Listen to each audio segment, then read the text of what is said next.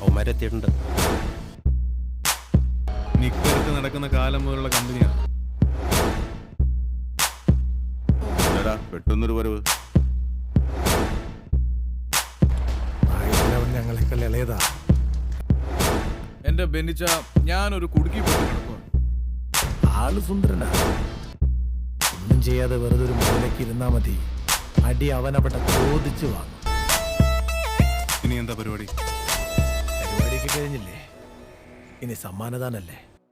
എന്റെ പറശ്ശിനി കടവ് മുത്തപ്പ. പണി പാമ്പായും പട്ടിയായും വരല്ലേ?